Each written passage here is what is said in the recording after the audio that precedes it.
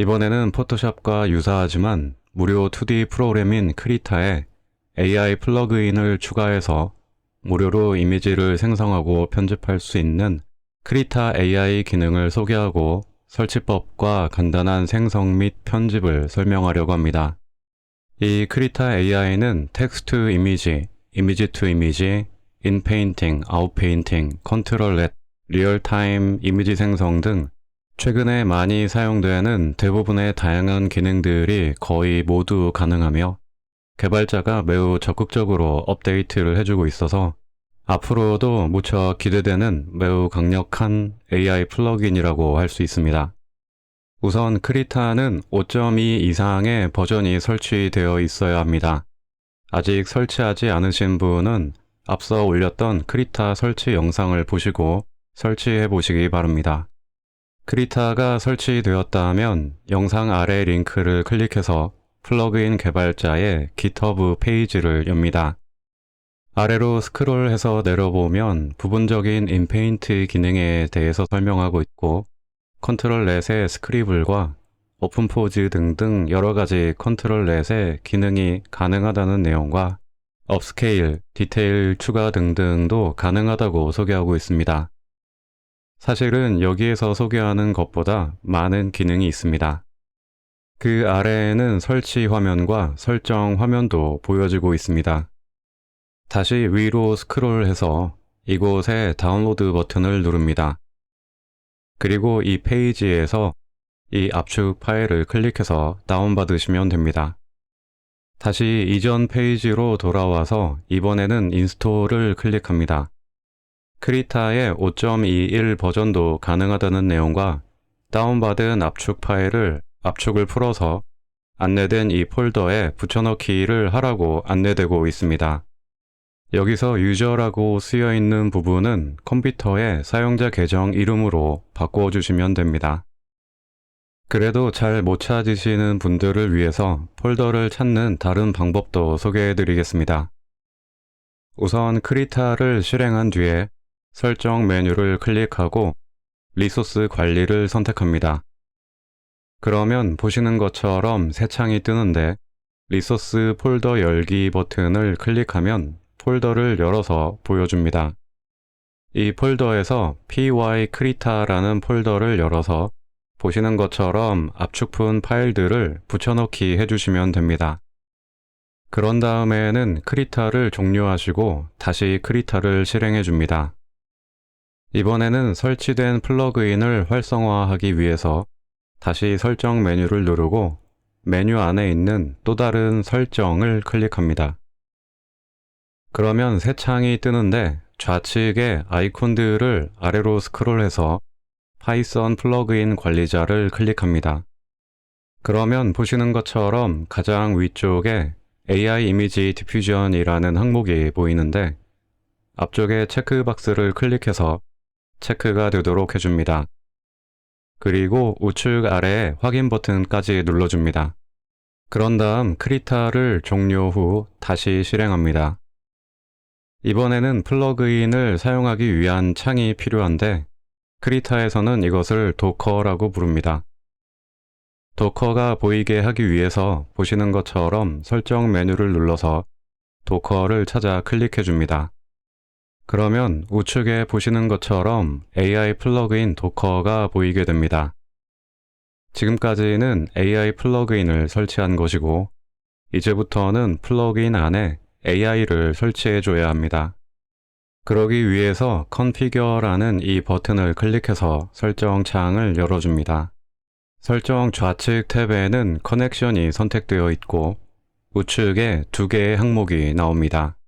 아래는 Stable Diffusion Web UI와 비슷한 Comfy UI라는 것이 있는데 이것을 먼저 사용하고 계셨던 분들은 이 항목을 사용할 수 있다는 내용입니다.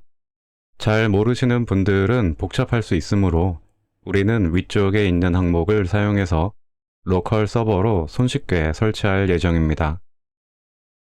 이 경로에는 컴피 UI와 모델들이 설치되게 됩니다. 경로는 바꾸지 않는 것이 좋습니다.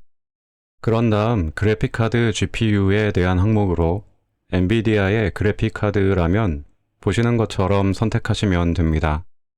우측에는 인스톨 버튼이 있는데 누르기 전에 먼저 설치 옵션을 체크해 줘야 합니다. 복잡해 보이지만 보이는 모든 항목을 체크해 주면 좋기 때문에 어렵지 않습니다. 앞으로 다른 영상에서 각 항목들에 대해서 설명할 예정이므로 보시는 것처럼 모두 선택해 주시면 됩니다. 그런 다음 인스톨 버튼을 눌러서 실행해 줍니다. 이곳에 써 있는 대로 기본만 설치하면 최소 10기가 정도의 용량이 필요하다고 쓰여 있습니다. 조금 전에 모든 항목을 체크하게 되면 대략 27기가 정도의 용량이 필요합니다. 미리 용량을 확인해 보시고 설치하시기 바랍니다. 설치는 주로 다운받는 시간이 대부분이라 각 가정마다 인터넷 속도가 다를 수 있겠지만 대략 1시간 가까이 걸리게 됩니다. 중간에 또 다른 옵션을 물어보는 상황이 없으니 설치 버튼을 누른 뒤에는 1시간 정도 방치해 두시면 됩니다.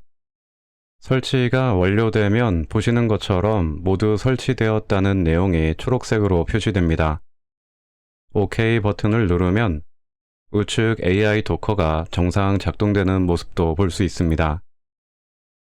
이제 사용하기 전에 설정하는 방법에 대해서 설명드리겠습니다. 도커에 이 버튼을 누르면 조금 전에 설치 설정 창이 나타나게 됩니다. 좌측에 스타일을 선택하면 지금의 설정 메뉴가 보이게 됩니다. 가장 위의 항목은 프롬프트 스타일의 파일 이름입니다. 추가하거나 삭제하기가 가능하게 되어 있습니다. 그리고 이 항목은 파일의 제목 설명란입니다. 그 아래는 체크포인트 모델을 선택하는 항목입니다.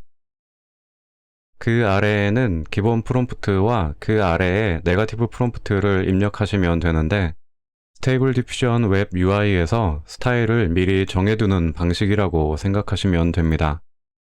그 아래의 세부 옵션들을 펼쳐보면 역시 스테이블 디퓨전 웹 UI에서 사용하던 내용과 비슷한 것을 알 수 있습니다. 아래의 LCM은 실시간 이미지 생성 시 사용하게 되는 옵션들입니다. 실시간 이미지 생성과 컨트롤 넷의 사용은 차후에 다른 영상에서 소개할 예정입니다. 설정에 대해서 간략히 소개해드렸지만 당장은 특별히 수정하실 내용은 없습니다. 기본 상태를 그대로 두시고 이제는 프롬프트를 입력해서 이미지를 생성해 보도록 하겠습니다.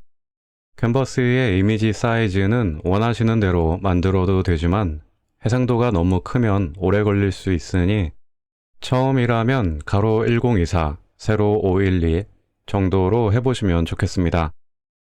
스테이블 디퓨전 웹 UI처럼 꼭 8픽셀의 배수일 필요는 없습니다. 프롬프트 입력창 위에 스타일은 시네마틱 포토라던가 다른 것을 선택하셔도 됩니다. 프롬프트에 저는 중세 성과 마을이 보이는 풍경이라고 입력했고 생성 버튼을 눌러보겠습니다. 그러면 보시는 것처럼 생성 버튼 아래로 미리 보기 이미지가 2개 생성되면서 첫 미리 보기는 캔버스에도 반영해 주는 것을 볼 수 있습니다. 각각의 미리 보기를 눌러서 캔버스에서 확인해 볼 수 있고 아래쪽에 어플라이 버튼을 눌러서 확정해 줄 수 있습니다. 확정되게 되면 미리 보기 중 하나만 레이어에 반영되게 됩니다. 다른 미리 보기도 레이어에 추가되게 하고 싶으면 그 미리 보기를 눌러서 또다시 어플라이 버튼을 눌러주면 됩니다. 그러면 생성된 2개의 이미지가 모두 레이어로 만들어진 것을 알 수 있습니다. 이번에는 생성된 이 이미지를 부분 수정하는 방법을 보여드리겠습니다. 우선 언덕 위의 성을 사각 선택한 뒤에 생성 버튼 위에 슬라이드 바를 조정하거나 옆에 숫자를 입력해서 50 정도로 낮춥니다. 100%는 프롬프트 내용을 잘 따르겠다는 것이고 50%는 기존 이미지와 프롬프트를 반반씩 반영하겠다고 생각하시면 됩니다. 그리고 생성 버튼을 눌러보면 유사하지만 약간씩 다른 성의 미리 보기 3개가 생성된 것을 알 수 있습니다. 이 미리 보기의 개수는 4개까지로 설정창에 정의되어 있는데 선택 영역의 이미지 크기가 크면 4개보다 적을 수 있습니다. 미리 보기를 눌러서 생성되기 전후를 비교할 수도 있고, 어플라이한 뒤에 레이어에 눈을 켜거나 꺼서 비교할 수도 있습니다. 같은 방법으로 말을 탄 기사도 반영해봤습니다. 이 사각 영역 선택도 캔버스 크기 설정과 마찬가지로 스테이블 디퓨전 웹 UI처럼 8픽셀의 배수일 필요는 없습니다. 아웃페인팅도 가능한데 그러기 위해서 우선 보시는 것처럼 캔버스의 크기를 확장했습니다. 확장된 영역은 흰색으로 채워졌는데 흰색 영역으로 그대로 두셔도 되지만 새로 채워진다는 것을 보여드리기 위해서 흰색으로 채워진 레이어를 꺼서 빈 영역인 상태로 생성해 보도록 하겠습니다. 확장된 빈 영역을 사각 선택 툴로 보시는 것처럼 선택하고 스트렝스는 100%로 바꾼 뒤 생성 버튼을 눌러보겠습니다. 두 개가 생성되었는데 마음에 들지 않아서 어플라이 버튼을 누르지 않고 다시 생성 버튼을 눌렀습니다. 빈 영역에는 성이 생성되지 않도록 프롬프트의 내용을 바꿔도 됩니다. 두 개가 추가로 생성되었고 이제 4개 중에서 선택해서 어플라이 버튼을 눌러주면 됩니다. 그래도 마음에 들지 않는 부분은 즉석해서 브러쉬로 보시는 것처럼 페인팅 해준 뒤에 그 영역을 선택하고 스트렝스를 50 정도로 낮춰서 이미지를 생성하면 유사하지만 좀 더 다듬어진 이미지로 만들어주는 것을 볼 수 있습니다.